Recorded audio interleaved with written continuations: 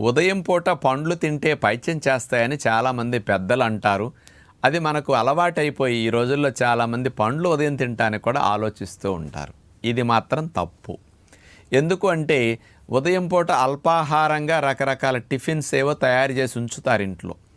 పిల్లలు ఏదో ఆకలిస్తున్నది అది తయారయ్యే లోపని టేబుల్ మీద పండ్లు కనపడితే చకచక ఇవి తినేస్తారనుకోండి. వీటితోనే కడుపు నిండిపోయి మళ్ళీ వాళ్ళు వండిన టిఫిన్లు తినరని, పళ్ళు తిని వెళితే మధ్యాహ్నం దాకా ఆకలి వేసేస్తుంది, నీరసం వచ్చేస్తుంది, ఉండలేడు. కాబట్టి వీడికి పండ్లు తింటే పైత్యం వస్తుంది అని అంటే పండ్లు తింటాం మానేసి ఇంట్లో అమ్మలు వండిన టిఫిన్నే తింటారని పిల్లలకి అవి తినిపించి పండ్లు తినకుండా ఉదయం పూట అల్పాహారంలో ఉండటం కొరకు ఇలా చెప్పిన మాయమాటే తప్ప అందులో యథార్థం కాదు.